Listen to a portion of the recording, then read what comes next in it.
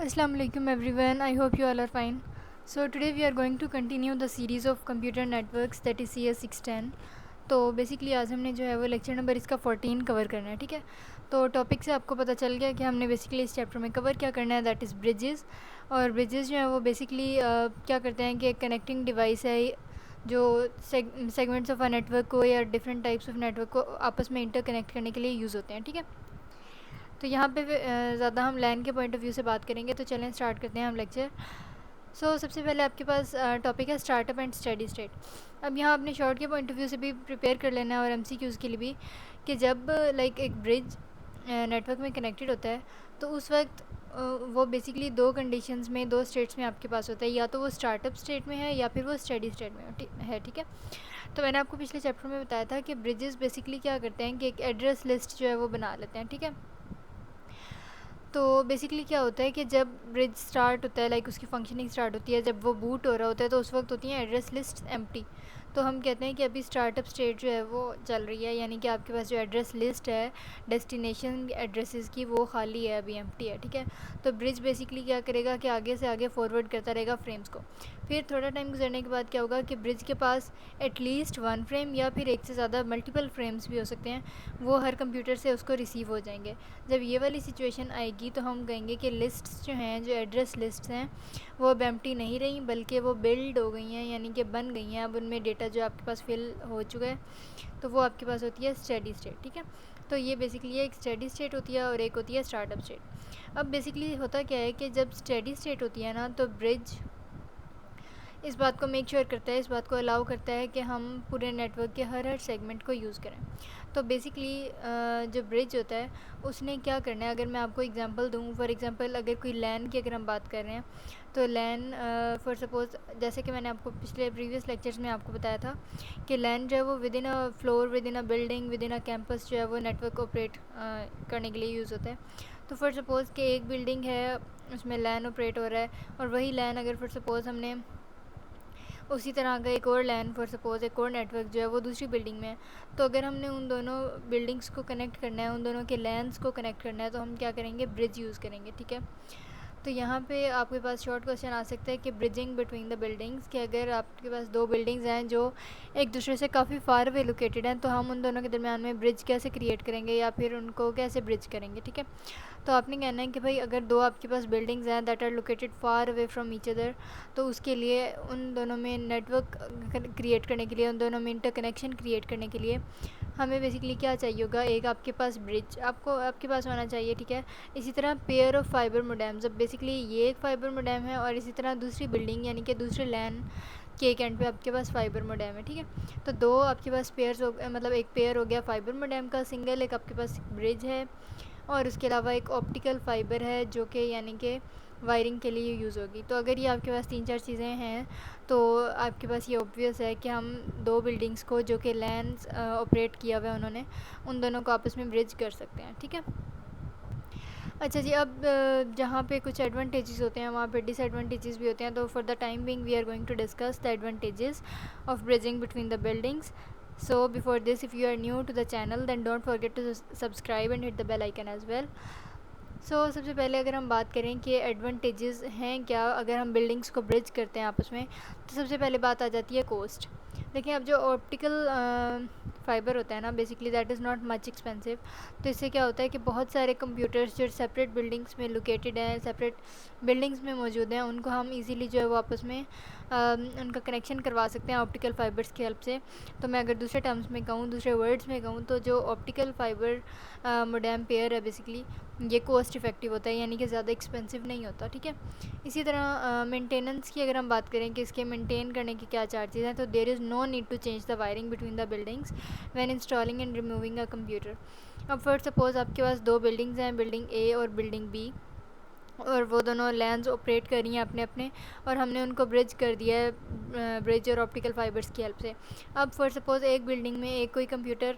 Add होना है, एक यूज़र ऐड होता है तो उसके लिए कंप्यूटर चाहिए, या फिर दूसरी बिल्डिंग में एक यूज़र छोड़ के चला जाता है, या फिर फॉर सपोज़ एक कंप्यूटर ख़राब हो जाता है, तो अगर हम उन्हें उसको रिमूव करना है या एक बिल्डिंग में इंस्टॉल करना है किसी नए कंप्यूटर को, तो उसके लिए आपको वायरिंग यानी कि जो ऑप्टिकल फ़ाइबर की हमने वायरिंग की थी ना, उसको चेंज करने की कोई ज़रूरत नहीं है। तो बेसिकली इसको मेंटेन करना बहुत आसान होता है कि एक बार इंस्टॉल कर दिया, पूरा नेटवर्क पूरा ब्रिज कर दिया एंड ऑल दैट स्टफ़, उसके बाद आपको कुछ करने की मेंटेनेंस में ज़रूरत ऐसा नहीं है, आपको वायरिंग चेंज करने की कोई नीड नहीं है, ठीक है। इसी तरह नेक्स्ट आपके पास परफॉर्मेंस। अब अगर एक बिल्डिंग है, उसमें ज़्यादा ट्रैफिक है, उसमें ज़्यादा यूज़र, ज़्यादा क्लाइंट्स आ रहे हैं, एंड यूज़र ज़्यादा हैं, तो उसके पे अगर फॉर एग्जांपल एक फॉर द टाइमिंग एक ट्रैफिक ज़्यादा है, तो दूसरी बिल्डिंग को इस बात से कोई फ़र्क नहीं पड़ेगा, डिस्पाइट द फैक्ट कि वो दोनों ब्रिज से कनेक्टेड हैं, लेकिन एक बिल्डिंग के ट्रैफिक का दूसरे बिल्डिंग के ट्रैफिक पे कोई इफ़ेक्ट नहीं होगा, यानी कि वो उसकी परफॉर्मेंस को इफ़ेक्ट नहीं करेगा, तो इसलिए परफॉर्मेंस फ्रेंडली भी है, ठीक है। इसी तरह बिल्डिंग अक्रॉस लॉन्गर डिस्टेंसेस, तो बेसिकली क्या होता है कि अगर लाइक आपकी जो दोनों बिल्डिंग्स हैं वो बहुत ज़्यादा एक दूसरे से दूर हैं, देन इट मे हैपन कि आपके पास ऑप्टिकल फ़ाइबर और मोडेम का जो पेयर है उसकी हेल्प से हम जो है वो ब्रिज ना कर सकें, ठीक है। तो एक तो ये इशू हो सकता है, और दूसरा इशू ये है कि अगर फॉर एग्जांपल आपने दो बिल्डिंग्स को आपस में लाइक ब्रिज करना है, तो हो सकता है कि उनकी जो ऑप्टिकल फ़ाइबर की आपने दरमियान में केबलिंग करनी है, वायरिंग करनी है, तो हो सकता है इट में हैपन कि जो ऑप्टिकल फ़ाइबर की लाइक वायरिंग है वो उस एरिया से गुजर रही हो, केबलिंग उस रीजन से गुजर रही हो जो ज़मीन आपकी है ही नहीं, मतलब अगर लैंड आपसे बिलोंग ही नहीं कर रही, किसी और की प्रॉपर्टी में है उस वक्त, वो कोई और उसे ऑन कर रहा है, तो फिर भी पॉसिबल नहीं होता ब्रिजिंग करने का, ठीक है। तो जैसे मैंने आपको हमेशा बताया, there is never a free lunch, तो जहाँ पे कुछ एडवांटेजेस थे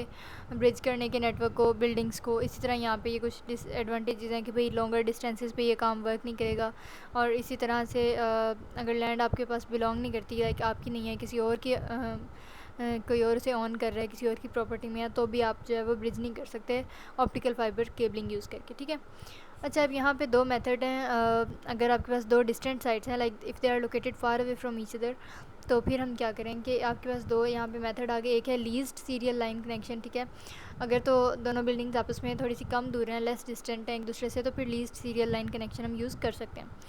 और दूसरा आपके पास मेथड है लीस्ट सेटेलाइट चैनल। अब लीस्ट सेटेलाइट चैनल बेसिकली कब होता है, अगर बिल्डिंग्स बाकी बहुत बहुत दूर लोकेटेड हैं एक दूसरे से, तो फिर हम क्या करते हैं, लीस्ट सेटेलाइट चैनल यूज़ करते हैं, और ये बेसिकली क्या करता है, ये आर्बिट्रेरली यानी कि रैंडमली जो है वो लॉन्ग डिस्टेंसेस तक स्पैन करता है, और फिर इजीली जो है वो हम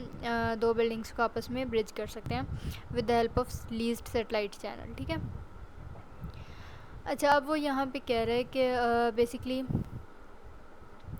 जो सेटेलाइट कनेक्शंस होती हैं उनकी जो बैंडविड्थ होती है वो लो होती है। उसके अलावा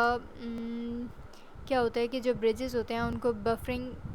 जो है वो ज़रूर यूज़ करनी चाहिए। बफरिंग बेसिकली क्या होता है कि एक फ्रेम को सेंड करने से पहले जो है उसकी कॉपी को सेव कर लेना, ठीक है। तो अब अगर ब्रिज को उसके लिए ज़रूरी है कि वो बफरिंग यूज़ करे, लेकिन अगर वो बफरिंग यानी कि एक उसकी कॉपी फ्रेम की सेव कर रहा है अपनी मेमोरी में, जब तक कि वो सेंड ना हो जाए वो फ्रेम, तो इससे क्या होता है एक नुकसान कि मेमोरी लीकेज लीकेज तो नहीं कह सकते, मतलब रन आउट ऑफ मेमोरी, यानी कि मेमोरी बहुत ज़्यादा यूज़ होती है। क्यों? क्योंकि एक तो उसने फ्रेम सेंड करना है ब्रिज ने, ठीक है, और दूसरा वो ऊपर से अगर बफरिंग यूज़ कर रहा है, तो फिर उस फ्रेम की कॉपी उसने उस फ्रेम के पूरे कम्प्लीटली सेंड होने तक अपनी मेमोरी में सेव की हुई है, तो एक ऊपर से फ्रेम था, फिर एक ऊपर से उसकी कॉपी थी, तो बहुत ज़्यादा मेमोरी इसमें लग जाती है, ठीक है। तो ये थोड़े से डिसएडवांटेजेस थे in case if bridge uses buffering. अच्छा, नेक्स्ट आपके पास आ गया साइकिल ऑफ ब्रिजेस। अब साइकिल ऑफ ब्रिजेस में बेसिकली क्या है कि एक ब्रिज जो है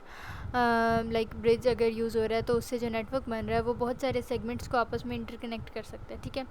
एक ब्रिज जो है वो एक सेगमेंट को बाकी नेटवर्क से, बाकी ब्रिज नेटवर्क से कनेक्ट करने के लिए यूज़ होता है। जैसे यहाँ पे डायग्राम में दिखाया गया है कि सेगमेंट ए है तो एक ब्रिज यानी कि B2 यूज़ हो रहा है इसको सेगमेंट सी से कनेक्ट करने के लिए। इसी तरह सेगमेंट ए है तो उसके लिए ब्रिज B1 यूज़ हो रहा है उसको सेगमेंट बी से कनेक्ट करने के लिए। तो in other words I can say कि ये नहीं हम कह सकते कि भाई सेगमेंट ए है उसने सेगमेंट सी और बी से कनेक्ट होना है तो भाई ब्रिज B1 फॉर एग्जांपल ले आओ, नहीं। अगर सेगमेंट ए ने बी से कनेक्ट करना है, ब्रिज होना है, तो उसके लिए एक अलग ब्रिज चाहिए होगा। फिर अगर सेगमेंट ए ने सी से कनेक्ट करना है उसके लिए एक अलग ब्रिज चाहिए होगा, so on and so fourth, ठीक है। अच्छा जी, अब समटाइम्स क्या होता है कि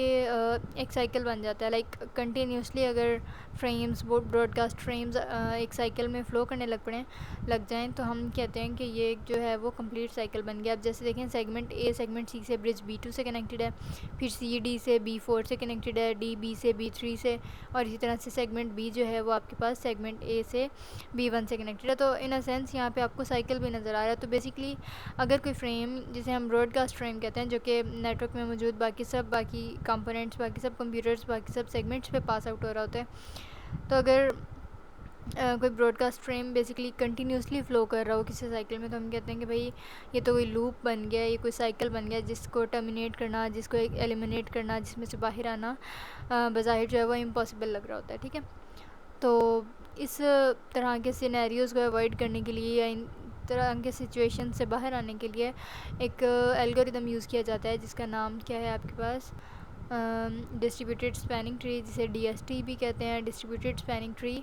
बेसिकली अगर पेपर में आपके पास आ जाता है, तो ये एक ऐसा एल्गोरिदम है या एक ऐसी टर्मिनोलॉजी है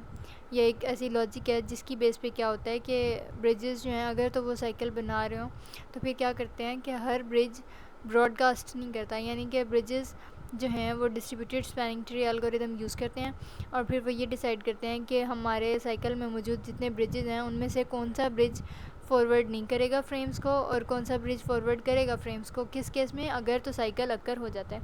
यानी कि अगर ब्रॉडकास्ट फ्रेम्स यानी कि ब्रिजेस अगर कॉन्टीन्यूसली फ्रेम सेंड कर रहे हो, ब्रॉडकास्ट कर रहे हो, तो एक साइकिल बन जाता है। और अगर साइकिल बन जाता है तो हम DST एल्गोरिदम यानी कि distributed spanning tree algorithm use करते हैं, इस बात को मेक श्योर करने के लिए और ये फाइंड आउट करने के लिए कि जो आपके पास उस वक्त साइकिल बनने लगा है या बन चुका है, उसमें मौजूद जो ब्रिजेज़ हैं उनमें से कौन सा ब्रिज अब फॉरवर्ड करेगा फ्रेम्स को और कौन सा ब्रिज जो है वो फ्रेम्स को फॉरवर्ड नहीं करेगा। ठीक है, so that was all about lecture number 14। अगर इसमें कोई भी कन्फ्यूजन या क्यूरी हो तो you can always drop a comment and I will answer your questions, and if you are new to the channel then don't forget to subscribe and hit the bell icon as well. Till then, Khuda Hafiz.